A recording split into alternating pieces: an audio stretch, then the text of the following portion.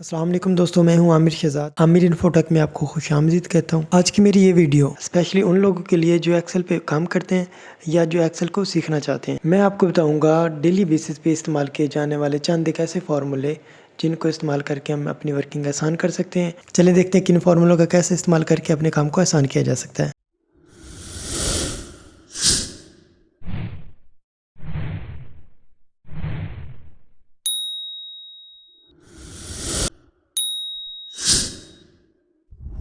ये हैं चंद एक फार्मूले जो कि नहायत ही अहम है और ये मैंने कुछ डाटा तैयार किया हुआ है डिफरेंट टाइप का, ताकि डिफरेंट टाइप के फार्मूले इन पे अप्लाई किए जा सके। ये मैं सारे फार्मूले अलग अलग तरीक़ों से अप्लाई करूंगा ताकि आपको अच्छे से समझ आ जाए। डिफरेंट टाइप का डाटा रखने की असल वजह यही है कि आपको अच्छे से समझ आ जाए। चलिए जी, हम सबसे पहले करते हैं एडिशन का फार्मूला। इसके लिए हमें सबसे पहले लिखना पड़ेगा इज इक्वल टू, देन हमें टाइप करना पड़ेगा सम के बाद हमें वो रेंज ड्रैग करनी पड़ेगी जिसका हम सम करना चाहते हैं, एडिशन करना चाहते हैं।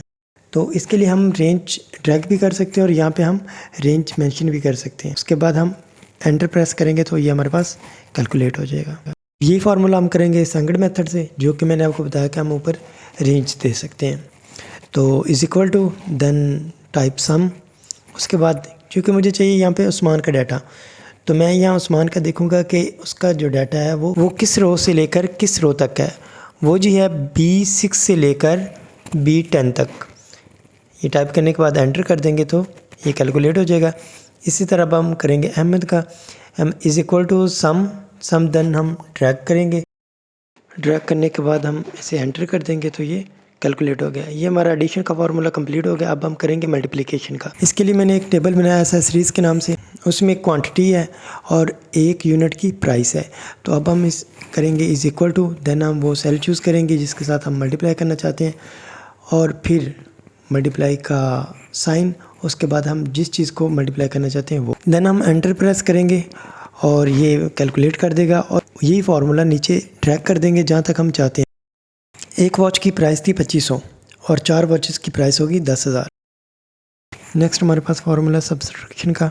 इसके लिए मैंने एक टेबल बनाया हुआ है कैश के नाम से। बिस्मिल के पास 5000 है और उसने यूज़ कर लिए 4500। इसी तरह अलग अलग नदीम है और नौरीन है। इसके लिए इज इक्वल टू, देन हम वो कॉलम चूज़ करेंगे जिसमें से हम माइनस करना चाहते हैं। फिर हम माइनस का साइन डालकर वो वैल्यू जो हम निकालना चाहते हैं और एंटर करेंगे। उसके बाद जहाँ तक हम अब ये फार्मूला अगर ड्रैग करने की ज़रूरत है वहाँ तक हम ड्रैग कर लेंगे।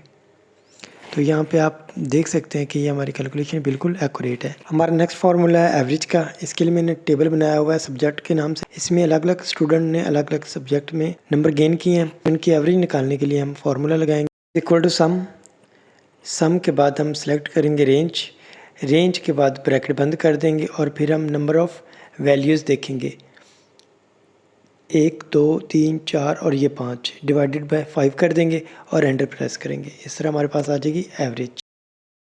इसी तरह अब हम अहमद के नंबर की एवरेज निकालेंगे।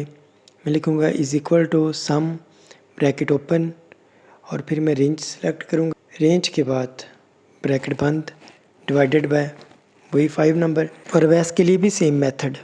नेक्स्ट हमारे पास फार्मूला सम का। बेसिकली एडिशंस और सम का फार्मूला सेम है। ये अलग अलग लिखने का असल पर्पज़ ये था कि आपको समझ आ जाए अच्छे से। इसके लिए इज़ इक्वल टू सम और फिर वो रेंज सेलेक्ट करेंगे और एंटर प्रेस कर देंगे, जैसे कि ये उस्मान के लिए किया और अहमद के लिए कर रहे हैं। यहाँ पे मैं रेंज बढ़ा देता हूँ और फिर हम कुछ और वैल्यू ऐड करेंगे और फिर वो माइनस करेंगे कि हमारी ये जो सम हमने किया है, ये जो फार्मूला लगाया है, ये वर्किंग कर रहा है या नहीं। ये वैल्यू मेरे पास 413 है। मैं 2 ऐड करता हूँ, ये देखें ये 415 हो गई, क्योंकि मैंने ये जो रेंज है वो C6 से C11 तक ट्रैक की थी।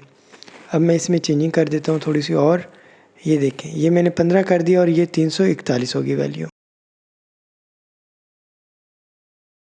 नेक्स्ट फार्मूला पे जाने से पहले हम ये डाटा चेक करते हैं। ये है employ name, from city, brand और प्राइस। ये जो फार्मूला है ये नहायत ही यूज़फुल और हेल्पफुल है। इस फार्मूले की हमें ज़रूरत कब पड़ती है, जब हमने डाटा जो है मुख्तलिफ कॉलम से कलेक्ट करना हो तब। जैसे कि यहाँ पे अगर आप फ़ोन की बात कर लें, ओप्पो का फ़ोन है, ये मल्टी टाइम पे सोल्ड आउट हुआ है। अगर हमने प्राइस काउंट करनी है, नॉर्मली तो हम ऐसा करेंगे कि हम ये टोटल जो मोबाइल है कितनी बार सोल्ड आउट हुआ है ये जमा करेंगे, उसके बाद उसकी प्राइस जो है वो साइड पे करेंगे। लेकिन इस फार्मूले के थ्रू हम एक स्टेप में रिज़ल्ट क्रिएट कर सकते हैं। तो चलते हैं फार्मूले की तरफ। Is equal to sum if फिर रेंज हम जहाँ से हम जो चीज़ हम फाइंड आउट करना चाहते हैं वो रेंज सेलेक्ट करेंगे। फिर कॉमा डालने के बाद उस रेंज में से हम क्या चीज़ फाइंड आउट करना चाहते हैं वो चीज़ हम सेलेक्ट करेंगे। जैसा कि ये सैमसंग है, उसके बाद फिर कॉमा, और फिर हम वो चीज़ कहाँ से फाइंड आउट करना चाहते हैं वो वहाँ पे जो एरिया है क्राइटेरिया वो सिलेक्ट करेंगे। उसके बाद एंटर प्रेस कर देंगे। तो ये देखें सैमसंग के जितने सेट सेल हुए उनकी टोटल प्राइस ये बन रही है। अब हम वैल्यू फाइंड आउट करेंगे ओप्पो के लिए, is equal to sum if, उसके बाद हम सेलेक्ट करेंगे रेंज। और हाँ, इसमें अगर ओप्पो किसी भी सेल में पड़ा है, चाहे टॉप पे चाहे बॉटम में चाहे इनके दरमियान है, तो आप वो सिलेक्ट कर सकते हैं। उसके बाद आप कॉमे के बाद फिर आप जहाँ से आप जिस सेल से आप जिस कॉलम से आप वैल्यू उठाना चाहते हैं क्राइटेरिया सिलेक्ट करेंगे और एंटर कर देंगे। ये देखें सैमसंग की टोटल प्राइस यहाँ पे आ गई है। यहाँ पे अब हम फार्मूला कॉपी कर लेते हैं। कॉपी करने का तरीका ये है कि इसे ड्रैग करें, ड्रैग करने के बाद कॉपी करें, और कॉपी करने के बाद किसी भी सेल पर डायरेक्टली क्लिक ना कीजिएगा, आप टैब का बटन प्रेस करें, उसके बाद जहाँ पे आप पेस्ट करना चाहते हैं उस सेल में पेस्ट कर दें। और फिर हम जो चीज़ यहाँ पे जो हमें रिक्वायर्ड है, जिस चीज़ की हमने वैल्यू फाइंड आउट करनी है वो सेल यहाँ पे लिख देते हैं। जैसा कि यहाँ पे मैं सेल लिख रहा हूँ, ये मुझे चाहिए था वीवो के लिए, तो वीवो का जो सेल नंबर है वो मैंने यहाँ पे लिख दिया। और नीचे आईफोन के लिए चाहिए तो मैंने आईफोन के लिए जो मुझे सेल रिक्वायर्ड है वो मैंने लिख दिया।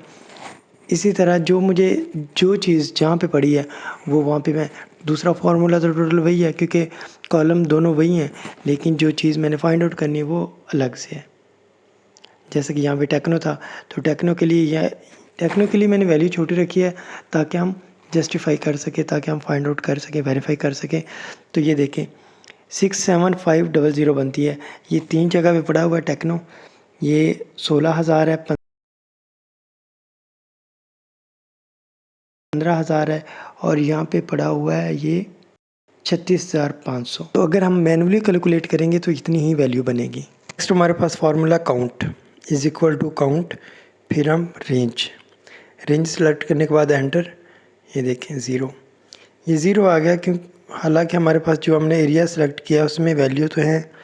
ये मैं बताता हूँ कि क्यों ज़ीरो आया। उसके बाद next board is equal to count, board वाला हम जो कॉलम है ये ड्रैग करें जितनी हम रेंज सेलेक्ट करना चाहते हैं। उसके बाद एंटर,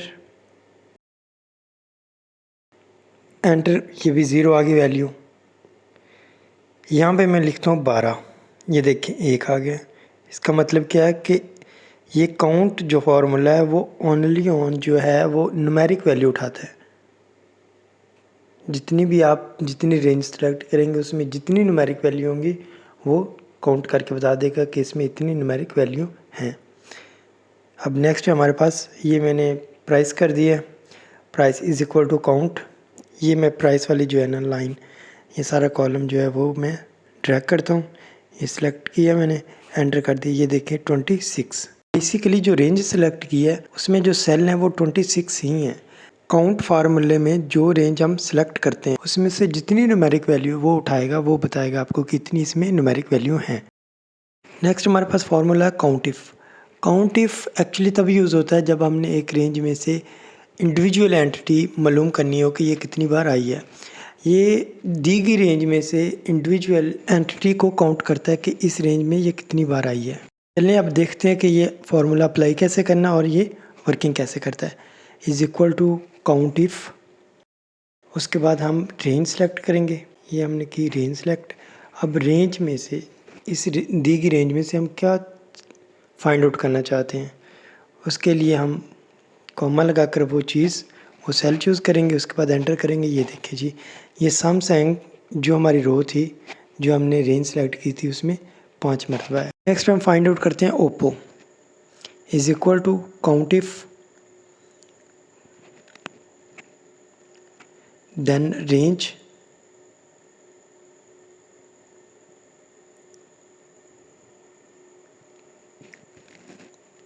और ओप्पो के बाद एंटर किया। वो C28 पे पड़ा है तो ये 3 मरतबा है जी। जो हमने रेंज सेलेक्ट की है उसमें ओप्पो 3 मरतबा है। अब हम यहाँ पे मैं ये मोबाइल हटाकर लाहौर कर लेता हूँ, क्योंकि हम सिटी जो है कॉलम उसमें चूज़ करते हैं is equal to count if. अब हम चेक करेंगे लाहौर कितनी मरतबा है। ये मैंने ड्रैग कर लिया जी रेंज। इसमें अब लाहौर कहाँ पे है, ये टॉप पे है जी। ये लाहौर करके मैंने एंटर किया। लाहौर देखें, इस पूरी जो हमने रेंज सेलेक्ट की उसमें एक मरतबा, तो यहाँ पे एक मरतबा आ गया। अब आपको पता चल गया कि काउंट और काउंट इफ में क्या फ़र्क है। काउंट जो है वो जितनी आप रेंज सेलेक्ट करते हैं उसमें जितनी न्यूमेरिक वैल्यू होती है वो आपको बता देता है कि इसमें इतनी न्यूमेरिक सेल्स हैं। लेकिन काउंट इफ़ जो है वो आप स्पेसिफिक इंडिविजुअल एंटिटी देते हैं कि इसमें से, इस रेंज में से मैं ये चाहता हूँ कि ये कितनी बार आई है या कितनी बार रिपीट हुई ये एंटिटी। नेक्स्ट हमारे पास फार्मूला है काउंट ए। बाज़ लोग इसे काउंट आ भी कहते हैं। जैसे काउंट का फंक्शन है वो दी गई रेंज में से न्यूमेरिक वैल्यू उठाता है। इसका फंक्शन ये है कि ये दी गई रेंज में से, चाहे वो न्यूमेरिक हो चाहे वो अल्फ़ाबेट्स हो, ये दोनों वैल्यू उठाकर काउंट कर देता है। चलें जिसे अप्लाई करके देखते हैं कि ये कैसे वर्किंग करता है। Is equal to count A then range. ये फ्रॉम सिटी वाला जो कॉलम है उसमें से रेंज में सेलेक्ट करता हूँ। ये मैंने रेंज ड्रैग कर ली है। अब जी एंटर करेंगे और ये बता रहा है 26। ये देखें, जैसे कि हमने पहले काउंट किया था, काउंट वाले फार्मूले में 26 टोटल जो सेल्स हमने सेलेक्ट किए रेंज, तो इसमें हम कोई भी जो कॉलम उठाकर यही अगर रेंज सेलेक्ट करेंगे तो उसका आंसर 26 ही आएगा। जैसा कि ये बोर्ड का मैं कर रहा हूँ, इसमें देखें न्यूमेरिक भी है और अल्फ़ाबेट्स भी हैं। ये 26 देखें। अब आपको काउंट, काउंट इफ़ और काउंट ए के डिफरेंस का और इनके फंक्शन का आपको पता चल गया होगा। यहाँ पे मैं दोबारा से वैल्यू चेंज करके देखता हूँ। ये देखें 343 मैंने किया है। काउंट वाले फार्मूले में ब्रांड की वैल्यू चेंज होगी, 1 से बढ़कर 2 हो गया है, जबकि काउंट ए में ब्रांड की वैल्यू वही रही है 26।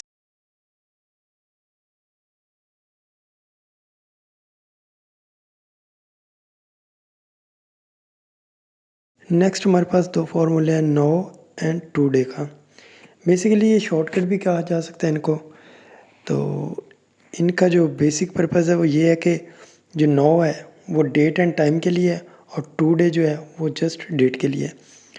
इसके लिए हमें सिंपली क्या करना पड़ेगा, इज़ इक्वल टू नाउ और एंटर करना पड़ेगा। नाउ ब्रैकेट ओपन करने के बाद ब्रैकेट क्लोज करनी है।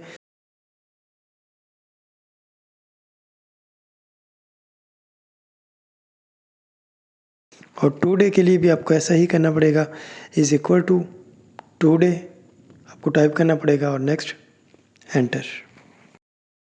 नेक्स्ट कंडीशनल फॉर्मेटिंग के लिए मैं यहाँ से कुछ डेटा कॉपी करता हूँ और यहाँ पे मैं पेस्ट कर देता हूँ। अब मैं इनकी वैल्यू चेंज कर देता हूँ और इसको मैं ड्रैग कर रहा हूँ। इतने एरिया पे मैं कंडीशनल फॉर्मेटिंग अप्लाई करना चाहता हूँ। ये देखें जी, कंडीशनल फॉर्मेटिंग में ये लेस देन है, ग्रेटर देन है, लेस देन है, बिटवीन है, इक्वल टू, और जो आप फॉर्मेटिंग करना चाहते हैं यहाँ पे आपके पास काफ़ी चॉइस होती हैं। तो ये मैं इक्वल टू का कर रहा हूँ। यहाँ पे मैंने जो है कंडीशन अप्लाई की है, जो 15 के बराबर हो वो जो है उसकी फॉर्मेटिंग ये हो जाए। तो ये देखें, ये 15, ये 15। अब मैं करता हूँ, नहीं मैं इसको करता हूँ, यहाँ पे मैं गया जी कंडीशनल फॉर्मेटिंग में और मैं चूज़ करता हूँ लेस देन। लेस देन किससे हो जी, 5 से जो कम हो। यहाँ पे आपके पास मल्टी ऑप्शन होते हैं कि आप अपनी मर्ज़ी से भी यहाँ पे फॉर्मेटिंग कर सकते हैं, मतलब बॉर्डर चेंज कर सकते हैं, फिल कलर कर सकते हैं, फ़ॉन्ट चेंज कर सकते हैं। तो ये चूज़ किया और ओके। अब मैं करता हूँ ओके। देखिए कोई फॉर्मेटिंग नहीं हुई, क्योंकि अब मैंने 5 जो ना कंडीशन रखी है। तो जो 5 होगा या 5 से ज़्यादा होगा वो नहीं होगा, जो 5 से कम होगा। जैसे ही मैंने 3 किया तो उस पर फॉर्मेट अप्लाई हो गया। नेक्स्ट मैं करता हूँ जी इज़ इक्वल टू, यहाँ पर मैं करता हूँ GEN और यहाँ पे मैं कर देता हूँ रेड टेक्स्ट हो जाए। हमारी कंडीशन फॉर्मेटिंग होगी कंप्लीट। साथ में हमारी वीडियो भी होगी कंप्लीट और उम्मीद करता हूँ कि आपको ये वीडियो अच्छी लगी होगी और आपके लिए फ़ायदेमंद साबित हो। वीडियो अगर अच्छी लगी हो तो लाइक कीजिएगा, शेयर कीजिएगा और सब्सक्राइब कीजिएगा। अल्लाह हाफिज़।